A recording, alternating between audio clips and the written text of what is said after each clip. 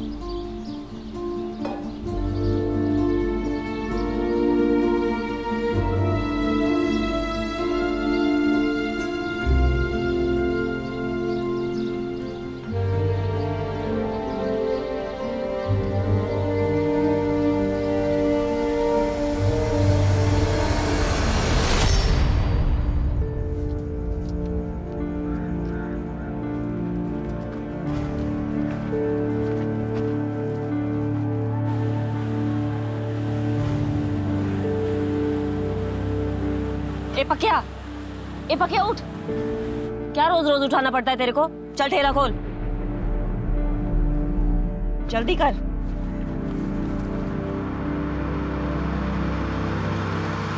मेरी मदद के लिए रखा था तुझे यहाँ पर, लेकिन सबसे ज्यादा ध्यान तेरा ही देना पड़ता है। और कल 2 नारियल का हिसाब कम मिला है मुझे। क्या ताई, सुबह सुबह किटकिट कर रही है? तो कौन सा टाइम सही रहेगा तेरे लिए? कब करूंगी किटकिट? 2 नारियल का पैसा चाहिए मुझे, आज के हिसाब में जोड़ देना।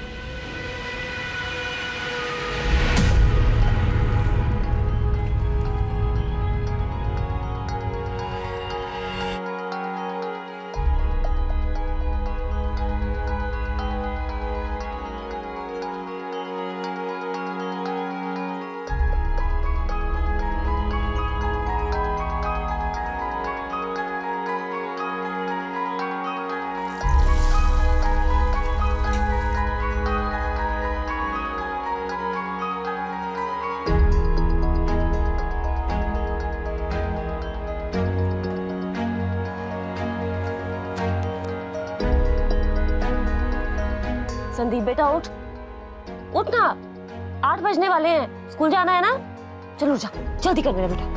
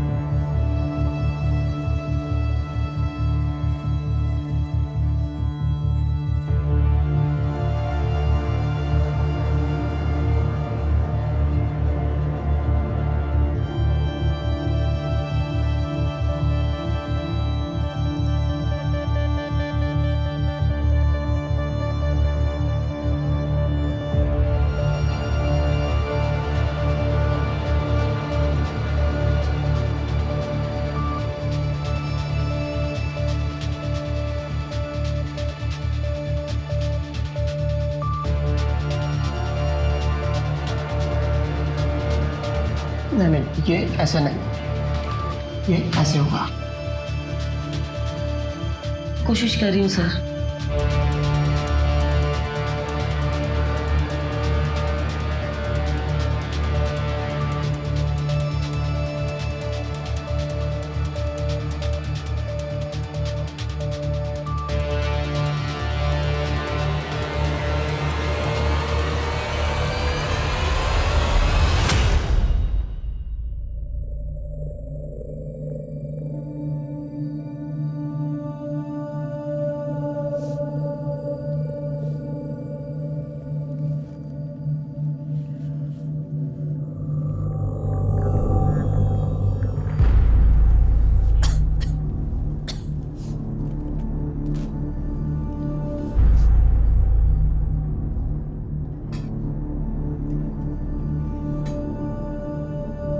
तो वो मैं सोच रही थी कि घर के लिए एक छोटी सी पूजा रखवा लेते हैं। नमक कितना डाला है तूने दाल में, और क्यों करवानी है पूजा? घर की शांति और भलाई के लिए। जितनी अपनी अकल और हैसियत है ना, उतना ही करने का। तो कहाँ से आएंगे पैसे? मैं मैनेज कर रही हूँ ना। और क्यों नहीं आ सकते इतने पैसे? मैं 10वीं पास हूँ। अगर तुमसे शादी नहीं की होती तो और पढ़ती, कोई अच्छी नौकरी करती। अगर मुझे कंप्यूटर सीखने के बाद कोई अच्छी नौकरी मिल जाएगी, संदीप के भविष्य के लिए भी अच्छा होगा ना। तो फिर क्यों मना कर रहे हो तुम? खुद तो ये क्लास का नाटक छोड़ और पूजा का भी। अपना चल रहा है, सब कुछ ठीक है ना? बस इतना ही बहुत है। लेकिन मैंने पुजारी जी को बोल दिया है। अरे तो पुजारी को मैं समझा दूंगा।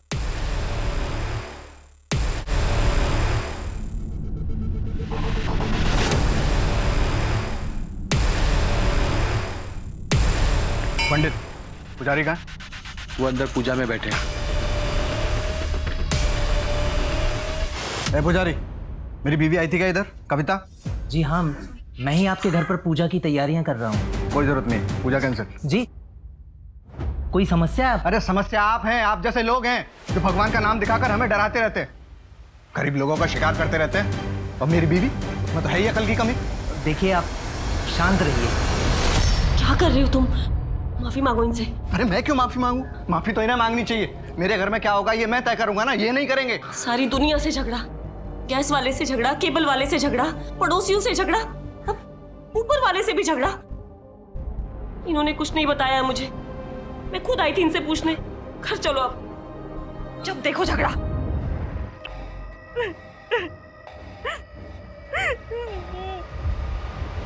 सॉरी। देख, बोला ना सॉरी। तू समझ ना, सॉरी।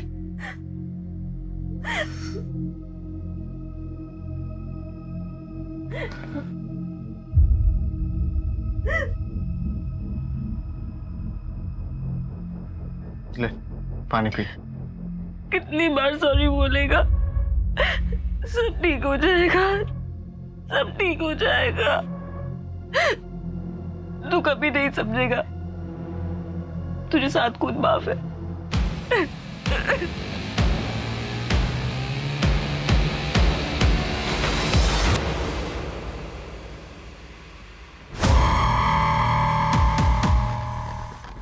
अबे जल्दी कर, जल्दी, मरनी नहीं चाहिए।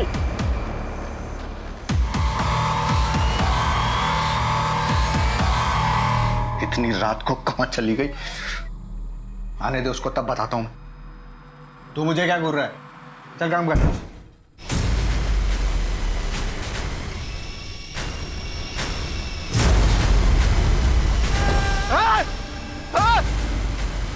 कविता, कविता, या बेटा।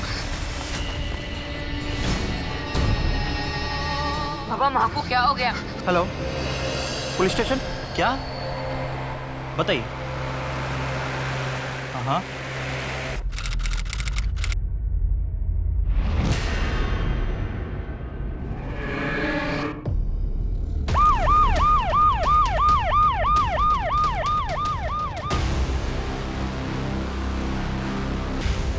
आप यहाँ से कर रहे हैं? आप क्या कर रहे हैं यहाँ पे?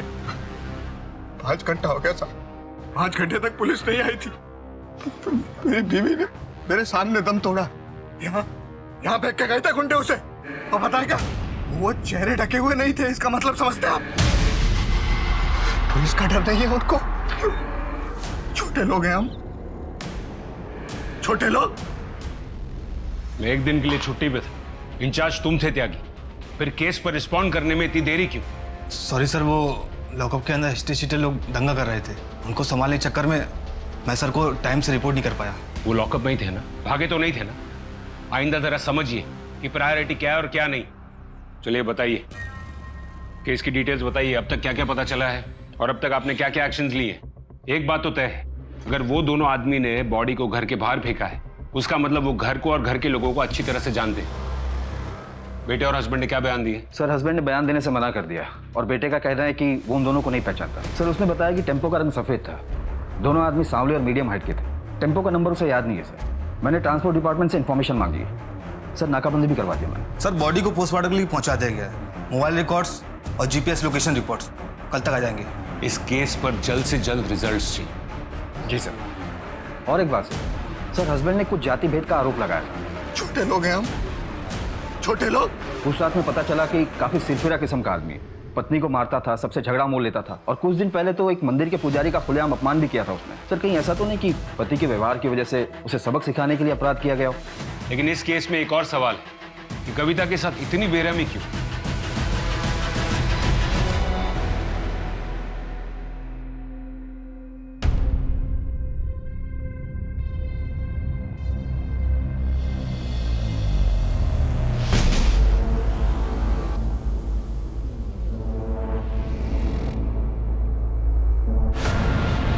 मैडम मेरी मदद कीजिए, मेरे साथ बहुत बड़ा धोखा हुआ है। जी मेरा नाम डॉक्टर दिवाकर है, मैं यहाँ ओल्ड सिटी रोड पे प्रैक्टिस करता हूँ। मेरी बीवी ने मेरे साथ चीटिंग की है, मेरी प्लीज़ कंप्लेन लिखिए। चीटिंग? क्या मतलब? जी मेरी बीवी डॉक्टर कामिनी मेरे 25 लाख और जेवरात लेके गायब हो गई है। सर पोस्टमार्टम में कंफर्म हुआ है, लिखा है कि 4 से 5 लोग। और एक बात है सर, उसके बाद लोहे के हथियार से इंटरनल पार्ट को डैमेज किया गया है। मौत का कारण इंटरनल ब्लीडिंग है सर। और सर टेम्पो की अभी तक कोई रिपोर्ट नहीं मिली है। सर कविता के फोन रिकॉर्ड्स और जीपीएस लोकेशन रिपोर्ट आ गई है। ये लगभग उसके रोजमर्रा के रूटीन से मैच तो कर रहा है। बस ये एक 14 तारीख का दिन है, उस दिन पैटर्न थोड़ा अलग है। ये देखो 2 बजे के करीब काम से निकलने के बाद और क्लास से पहले वो यहाँ शिवाड़े नगर गई। आलोक पता करो कि वो वहाँ क्यों गई थी और किससे मिलने गई। Okay sir. और सर ये देखिए 14 तारीख को रात को 9:30 बजे कविता वापस पापड़ फैक्ट्री गई थी। लेकिन वो तो वहाँ शाम 5 बजे तक ही काम करती है ना? हाँ सर, यही इन्फॉर्मेशन मिली अभी तक। फिर उस दिन अचानक ऐसा क्या हुआ कि उसको वापस जाना पड़ा?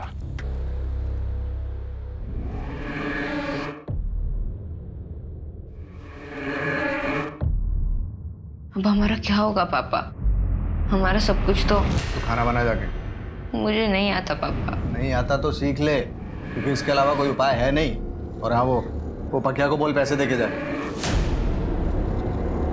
जैसा लगता है तेरा स्कूल भी छुड़वाना पड़ेगा।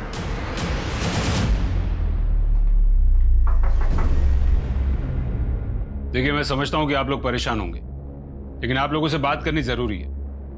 आप समझ रहे हैं ना? आपको किसी पर कोई शक होता तो बता नहीं देता। देखिए मैं आपसे तमीज से बात कर रहा हूं, इसलिए आप भी तमीज से बात करें। आप यहाँ पर कोऑपरेट करेंगे या फिर पुलिस स्टेशन जाकर बात करें? आपकी बीवी के जीपीएस रिकॉर्ड के मुताबिक उस दिन रात को वो घर आई और फिर से रात को घर से निकली और काम पर गई। काम पर? नहीं सर, कविता तो घर पे ही थी। वो तो संदीप फोन लेके गया था रात को 9 बजे। मतलब ये कि हमारे पास एक ही फोन है और वो फोन रात को 9 बजे संदीप लेके गया था बाहर। बोल रहा था दोस्तों से बात करनी। संदीप कब तक आएगा बेटा? माँ मैं आ जाऊंगा ना, अब बच्चा नहीं रहा मैं। ये क्या हो गया तुझे? ए संदीप! उसके बाद मैं 10:30 बजे तक सो गया और तब तक तो कविता घर पे ही थी। फिर संदीप ने मुझे 12:30 बजे जगाया। पापा पापा मम्मी घर पर नहीं है। कहाँ चली गई? हमने थोड़ा वेट किया, उसके बाद मैं उसको ढूंढने बाहर निकल गया, लेकिन फिर वो मिली नहीं। मैं वापस लौट आया। उसके बाद तो आपको सब पता ही। और फिर 2:30 बजे के करीब बॉडी घर के बाहर फेंकी गई। अब सवाल ये है कि संदीप, उस रात तुम अपने माँ के काम करने की जगह पर क्या कर रहे थे? और वो भी तब जब वो घर पर ही थी। सच बोलना बेटा।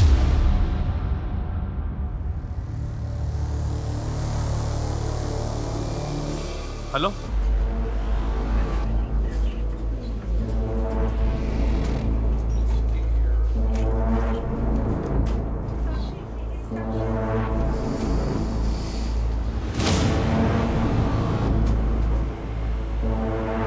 मुझे यहाँ क्यों लाया गया है और मैं यहाँ कैसे? कामिनी, ये नाटक करना बंद करो। ये आदमी कौन है और इतना चिल्ला क्यों रहा है? आप इन्हें नहीं जानते?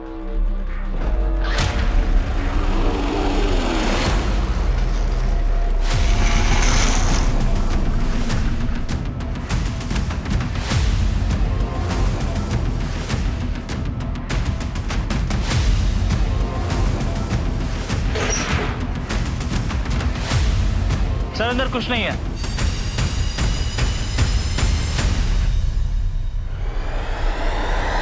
कोई क्यों नहीं रहा, बताना। मैं फिर से पूछ रहा हूँ बेटा, तुम उस रात वहां क्या कर रहे थे? देखो, टैलेंट तो इंडिया में भरा पड़ा है, लेकिन अगर इस इंडस्ट्री में आगे बढ़ना है तो बंदे को सिर्फ टैलेंटेड नहीं, स्मार्ट भी होना चाहिए। तेरी माँ को लगने लगा है कि जो चाहे वो कर सकती है। कंप्यूटर करना है उसे, सब जानता हूँ। छोड़ने वाली है हम दोनों को। एक नया पति और उसके साथ एक नया बेटा, ये सब चाहिए उसको। पापा आप ये क्या कह रहे हैं? तब कुछ पता है तुझे? कैरेक्टर लेस हो गई है तेरी माँ। नहीं तो पता इतने पैसे कहाँ से आ रहे हैं? पापड़ी बेल रही है या कुछ और कर रही है?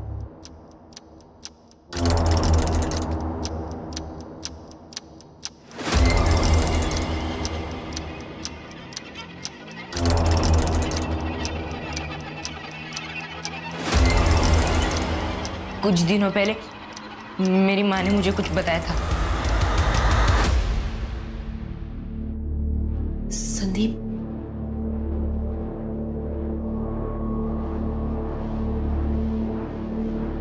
बेटा मुझे हफ्ते में 2 दिन नाइट शिफ्ट करना पड़ेगा। कंप्यूटर क्लास के पैसे भी देने हैं, तेरा भी तो ट्यूशन का फीस बढ़ गया है ना। घर के भी कितने खर्चे हैं बेटा। रात को जब तेरे पापा सो जाएंगे तो मैं निकल जाऊंगी। तू अपने पापा से कुछ कहेगा तो नहीं? कराई शपथ। रात को वापस क्यों जाना है?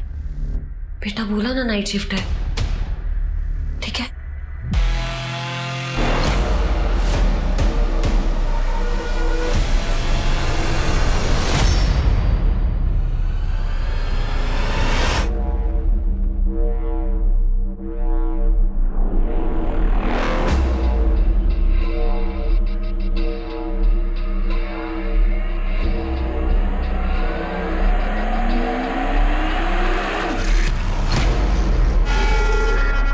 जब माँ ने मेरे साथ नाइट शिफ्ट की बात की तब मैं थोड़ा परेशान हो गया। मैं देखना चाहता था कि वह सच में नाइट शिफ्ट लगती है कि नहीं। मैंने देखा वहाँ नाइट शिफ्ट तो लगती है, पर वो जो देखा वो देखकर मैं वापस आ रहा था और फिर रास्ते में मुझे मेरी माँ मिली।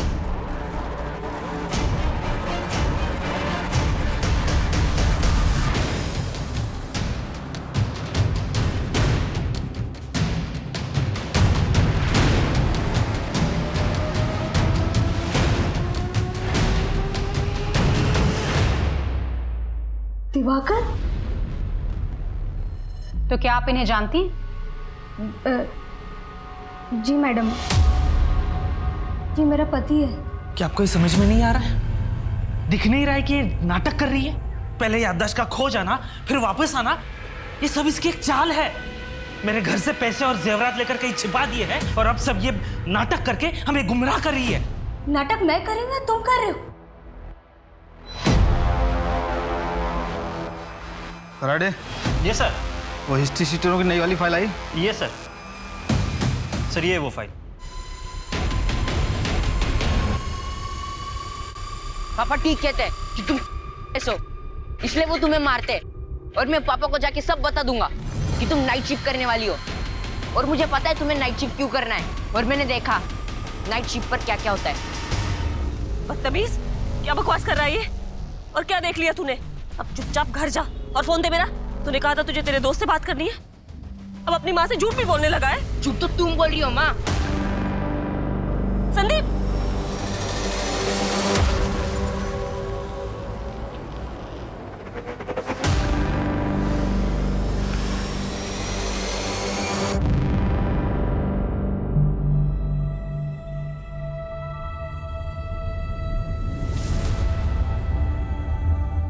हो पापा? याद रखना कविता, जिंदगी में सबसे बड़ी चीज है सम्मान। उसके बिना कुछ भी नहीं है। और उससे भी बड़ी चीज है आत्मसम्मान। उसे कभी मत खो देना। किसी के सामने हाथ मत फैलाओ। हमेशा कड़ी मेहनत करो और अपनी खुददारी बनाए रखो। कर तो रही हूँ सब कुछ बाबा, लेकिन फिर भी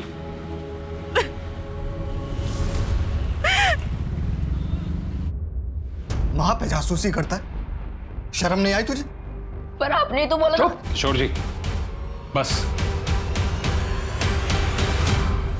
मैडम, नाटक तो ये कर रहा है। सब चोरी इसी ने किया है, क्योंकि इसका अफेयर चल रहा है, वो भी एक 15 साल छोटी जूनियर डॉक्टर के साथ। पिछले 4 साल से इसे लगता है कि मैं कुछ नहीं जानती, पर मैं सब कुछ जानती थी। और अब मुझे रास्ते से हटाने के लिए मुझ पर झूठा आरोप लगा रहा है। मैडम, इसी ने मुझे कुछ दिया होगा, जिसकी वजह से मेरा टेम्परेरी मेमोरी लॉस हो गया होगा। मैडम, ये क्या कंप्लेंट करेगा? आप मेरा कंप्लेंट दर्ज कीजिए के खिलाफ। देखिए, आप लोग पढ़े लिखे लोग हैं, अपने इस प्रॉब्लम का सोल्यूशन अपने घर जाके निकालिए। नहीं मैडम, मैं घर नहीं जा सकती, ये मुझे मार डालेगा। इस बार तो इसने मुझे बेहोशी की दवाई दी है, लेकिन अगली बार मेरी जान ले लेगा। मैडम प्लीज मैडम, मुझे घर मत भेजिए।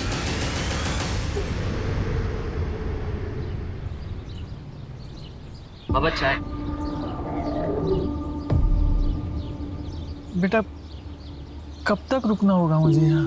बस 2 दिन बाबा, उसके बाद 6 महीने पूरे होने वाले हैं। चिंता मत कीजिए, घर पर सब ठीक है, मैं सब संभाल रहा हूँ, माँ भी ठीक है।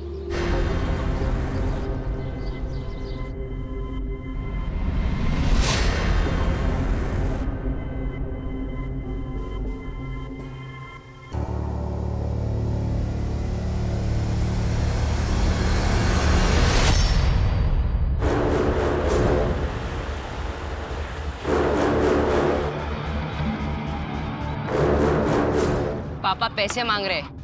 4 दिन से तो तू आए नहीं पैसे देने। पैसे नहीं देने वाला मैं, पापा को बुला के बात करेगा मुझसे। तुझे क्या है बे, मुझे पैसे देना? दयानंद खुड़े, अपने आप को पापड़ किंग कहते हो ना? सर, छोटा सा बिजनेस है।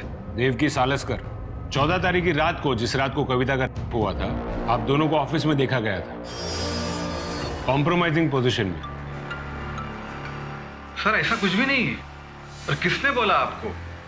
हमें लगा आप कविता के बारे में कुछ पूछना चाहते हैं, इसलिए हम यहाँ आए। और ये सब क्या है? और क्या प्रूफ है आपके पास? अपराधियों को ढूंढने के बजाय आप हमें देख रहे हैं। आपको पता नहीं सर, इस अपराध के कारण मेरा बिजनेस कितना लॉस में जा रहा है। इलाके की औरतों ने काम पर आना बंद कर दिया है और उधर ऑर्डर पे ऑर्डर ले रखा। आप दोनों वहां थे या नहीं? हाँ या ना? और कविता उस रात वहां आई थी या नहीं? कराड़े, इन दोनों को लॉकअप में डालो, याददाश्त ताजा हो जाएगी। साहब हमने कुछ नहीं किया साहब, रात का तो पता नहीं, लेकिन दिन में मिली थी साहब वो काम पे। साहब वो सभी औरतों से किसी दिमाग के डॉक्टर के बारे में पूछ रही थी, 1 हफ्ते से पूछ रही थी साहब। देखिए देवकी जी, अब कहानियां बनाने से कोई फायदा नहीं। लेकिन साहब ये सच है कि वो बोल रही थी कि वो उसी दिन डॉक्टर से मिलेगी। वो दिमाग के डॉक्टर से मिली होगी, पूछा भी होगा, लेकिन हम आपसे ये पूछ रहे हैं कि 14 तारीख की रात को क्या हुआ था। अगर सच सच बोलना है तो बात करते हैं, वरना कराड़े। सर, मैं इज्जतदार आदमी हूँ सर, ऐसा मत कीजिए सर। सर, क्या आपको लगता है कि इन दोनों की वजह से? हो सकता है त्यागी, कविता परेशान हुई होगी और इसलिए वो फैक्ट्री पहुंच गई, ये समझने के लिए कि उसका बेटा बात क्या कर रहा था। और ये दयानंद खुड़े, ये शादीशुदा है, इसलिए उसने एक घिनौना काम अपने आदमियों से करवाया होगा और फिर बॉडी को फिकवा दिया होगा घर के बाहर, सबक सिखाने के लिए। त्यागी, एक काम करो, ये दयानंद खुड़े के सारे डिलीवरी टेम्पोस की फॉरेंसिक जांच करवाओ तुरंत, कविता के खून के ट्रेसेस के लिए, और उसके डिलीवरी के आदमी और हेल्पर्स को भी लाइन अप करो, और ये कविता के बेटे और पति को शिनाख्त के लिए बुलाओ। जी सर। एक बात अभी भी समझ में नहीं आ रही है, कविता रात को निकली थी क्यों? अगर उसका बेटा फोन लेकर रात को घर से बाहर निकलता था दोस्तों से बात करने के लिए, फिर तो वो घर को आ जाता होगा, लेकिन कविता को संदीप रास्ते में ही टकराया था। समझ में नहीं आ रहा है कि वो निकली क्यों थी। सर, यही कविता केस की रिपोर्ट। सर 14 तारीख की शाम को कविता का लोकेशन शिवाड़ी नगर में था, जो कि डॉक्टर समीर शिंदे के क्लिनिक का था। साइकियाट्रिस्ट है? सर हमने आसपास पूछताछ की, वहाँ से पता चला डॉक्टर समीर शिंदे काफ़ी टाइम से छुट्टी पे हैं। और एक बात सर, हमें एक नई जानकारी हाथ लगी है। जैसा आपने कहा था, शहर के सारे हिस्ट्री शीटरों को खंगाला, उनमें से हमारे सामने एक नाम आया। सर 1 साल पहले ही जेल से छूटा है।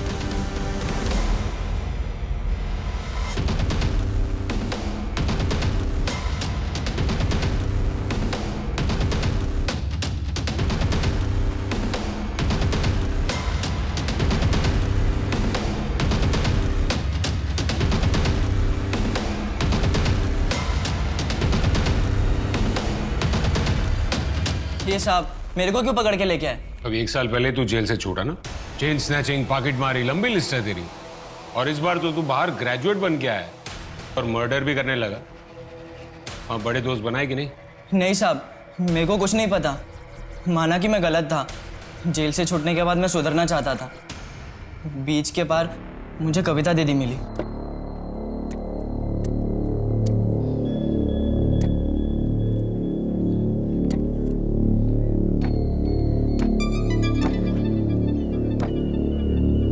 क्या देख रहा है? चमदानिया तो काय को करने का ये धंधा? तेरे से मतलब? ला इधर ला।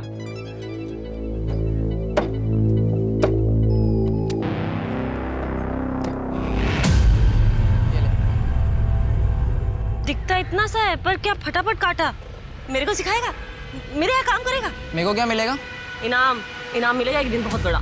दीदी बहुत अच्छी थी। उन्होंने मेरा काम देखकर मुझे अपना ठेला बेच दिया। उसने तुझे ठेला बेचा या तूने उसको अपने जेल के दोस्तों को बेच दिया? चल बता, क्या हुआ था उस दिन रात को? साहब मैं सच कह रहा हूँ, मैंने कुछ नहीं किया। किसकी कसम खाओ साहब, कविता दीदी ने मुझे सच में अपना ठेला 11 रुपए में बेच दिया था। 11 रुपए? मजाक लग रहा है तेरे को? इस बार तो तू लंबा अंदर जाएगा बेटा। उसको अंदर डालो। साहब मैं सच कह रहा हूँ साहब। कुछ समझ में नहीं आ रहा त्यागी। एक तरफ ये कविता का बेटा ये कह रहा है कि कविता ज्यादा पैसा कमाना चाहती है, नाइट शिफ्ट भी करना चाहती है, और एक तरफ ये पक्या अगर ये सच कह रहा है तो 11 रुपए में ठेला बेच दिया। ये कविता आखिर करना क्या चाहती है और वो रात को घर से निकली क्यों?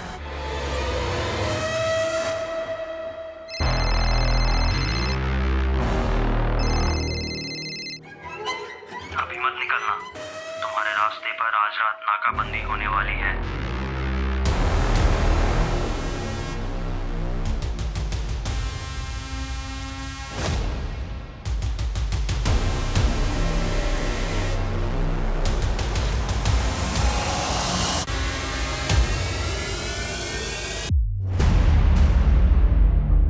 आप अंतिम संस्कार के लिए अपनी पत्नी की बॉडी ले जा सकते हैं। सर पापड़ फैक्ट्री में काम करने वाले डिलीवरी मैन को कविता के पति और बेटे किसी ने नहीं पहचाना। ठीक है, रिलीज करो उनको। समझ में नहीं आ रहा एक बड़ा टेम्पो और 2 आदमी हवा में गायब कैसे हो सकते हैं। देखो कामिनी, क्यों ना हम ये सब कुछ भुलाकर एक नई शुरुआत करते हैं। मुझे तलाक चाहिए। इस बात को हम दोनों जानते हैं कि वो पैसे तुमने लिए हैं। कम से कम उसमें से मुझे आधा तो दे दो। मैं नहीं जानती कि तुम किस पैसे के बारे में बात कर रहे। प्लीज ये घर छोड़ के चले जाओ और उस औरत के साथ ही रहना। सर वो डॉक्टर जिसे कविता मिलने गई थी, डॉक्टर समीर, उसके क्लिनिक से फोन आया था।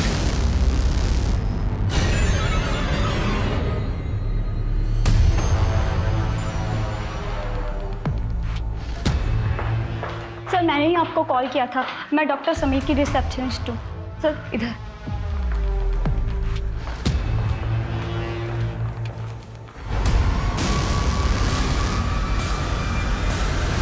इनका कॉल आया था 14 तारीख को। इन्होंने कहा इनको अचानक से गांव जाना होगा तो इनके सारे अपॉइंटमेंट कैंसिल कर दूँ।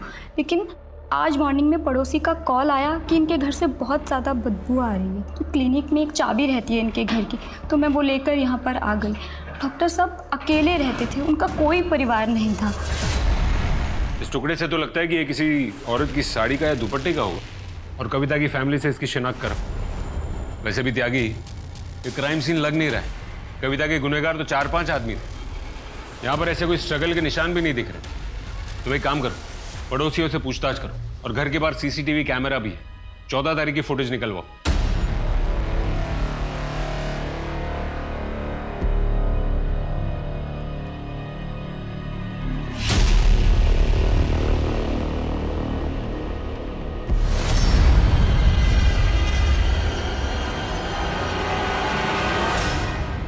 डॉक्टर साहब आजकल मुझे नींद नहीं आती। मैं 4-5 रोज से सोई नहीं हूँ। मेरा एक हाथ भी कांपता है। बहुत मेहनत कर रही हूँ ना आजकल।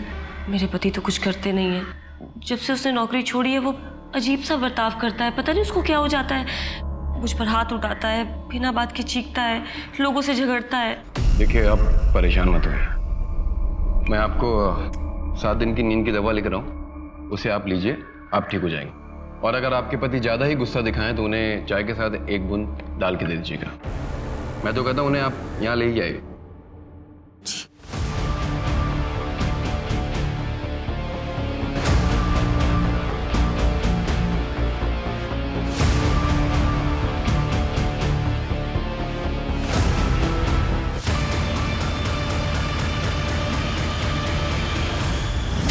मेरे बेटे ने मुझे धोखा दिया, मेरे पैसे लेके भाग गया।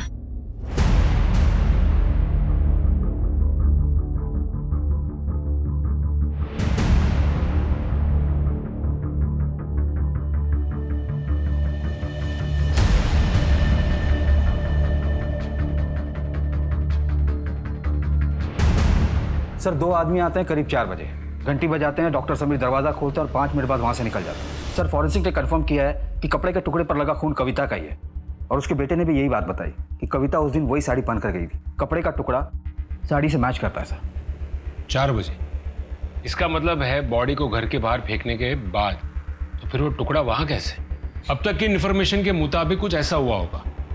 14 तारीख की रात को कविता घर से बाहर निकली, अपने बेटे से टकराई। उसके बाद वो कहां गई उस बात की अपने पास कोई इन्फॉर्मेशन नहीं। उसके बाद उसके साथ जुर्म होता है, उसे घर के बाहर फेंका जाता है करीब 2:30 बजे। फिर 4 बजे वो दोनों लोग डॉक्टर समीर का खून करते थे। फिर वही दोनों लोग या तो डॉक्टर समीर से फोन करवाते हैं या खुद ही रिसेप्शनिस्ट को कह देते हैं कि डॉक्टर समीर छुट्टी पर गए हैं। डॉक्टर समीर के प्रिस्क्रिप्शन रिकॉर्ड और कॉल रिकॉर्ड से एक बात तो साफ है कि कविता उस दिन कंसल्टेशन के लिए गई थी और उस दिन वो डॉक्टर समीर से पहली बार मिल रही थी।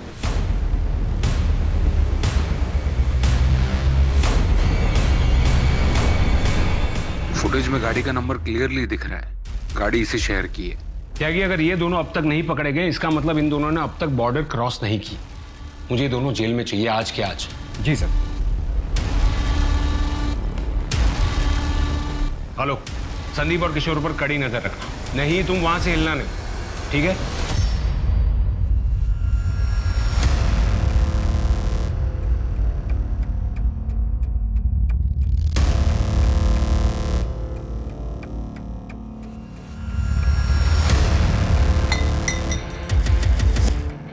सर पार्शियल प्लेट से व्हाइट कलर की 2 टेम्पो ट्रैक होगी। उसमें से एक गाड़ी का नंबर सीसीटीवी फुटेज में दिखे गाड़ी के नंबर से मैच होता है। उसमें से एक रात को अलीबाग में था, किसी बाबू का है सर। गुड जॉब, उठा लो सबको।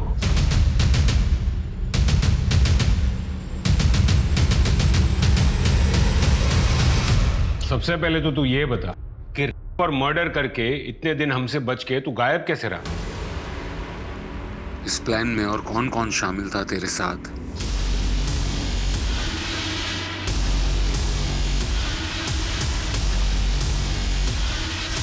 आओ आओ, आखिरकार तुम आ ही गई।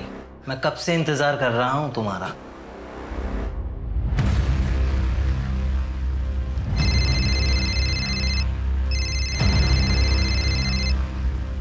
हेलो, हाँ ठीक है, पहुंच रहा हूँ 20 मिनट में। मेरे को कितनी बार बोला ऐसे बुलाने का नहीं। तेरी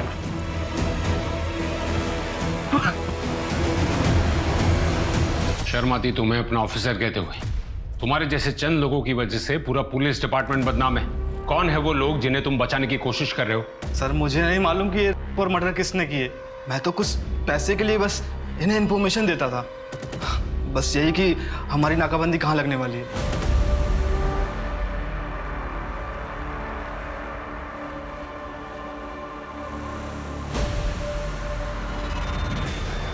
मैम आप बहुत लकी हैं क्योंकि इस साल हम सिर्फ 2 और ग्राहकों की सेवा कर सकते हैं। ये देखिए, एक्सक्लूसिव प्रोडक्ट है और हर्बल भी। आप चाहें तो 1 वीक का फ्री ट्रायल ले सकती हैं। मैम आप बहुत सुंदर हैं। कविता तो पैसे वाली नहीं थी।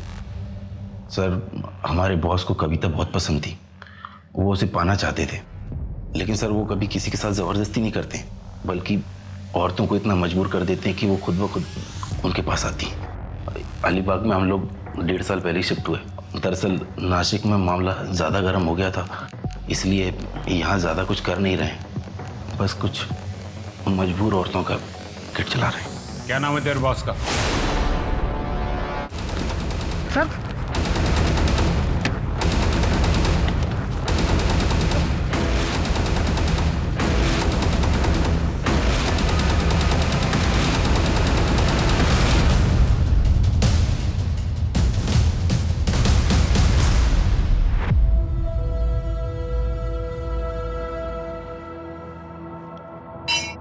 देख कविता, पुजारी जी यहाँ नए हैं, लेकिन इन्होंने मेरी बहुत मदद की है।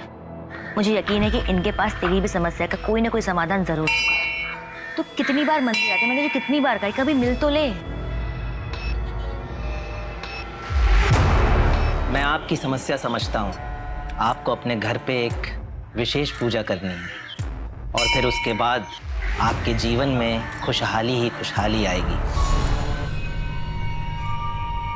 मेरी बीवी आई थी क्या इधर, कविता?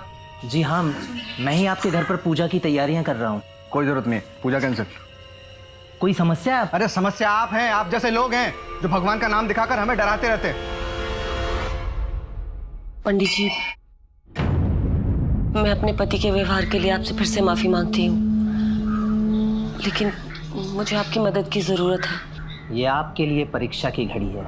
यदि ये पूजा आपके घर पर नहीं हो सकती तो मेरे पास एक पवित्र स्थान है जहाँ ये पूजा की जा सकती है। 14 तारीख की रात, जो कि एक शुभ मुहूर्त है, तब ये पूजा की जा सकती है। जी पंडित जी, मैं आऊंगी।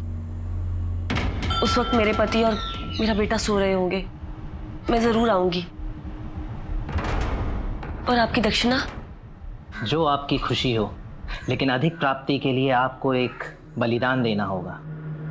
एक ऐसी चीज जो आपके जीवन में कुछ मोल रखती हो, उसे आपको 11 रुपए के लिए बेचना होगा। जी।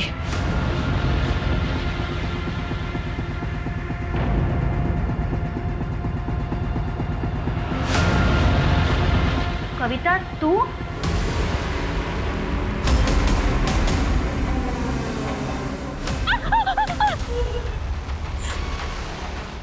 देख, अगर तू चुपचाप रहेगी तो तुझे सिर्फ मुझे खुश करना पड़ेगा, वरना मेरे सब दोस्तों को। और डॉक्टर समीर को? उसे तो मारना ही था। वो सांगली मेरे गांव से था। उसने मुझे मंदिर में पहचान लिया था।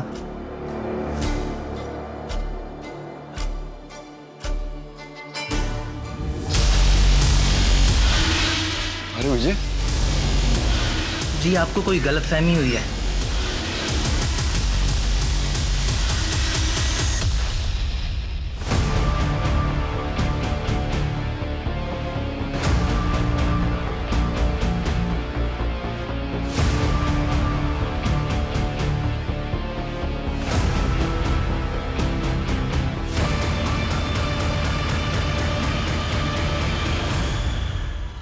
इस पेड़ के नीचे अगर पैसे डाल दो तो दुगने हो जाते हैं।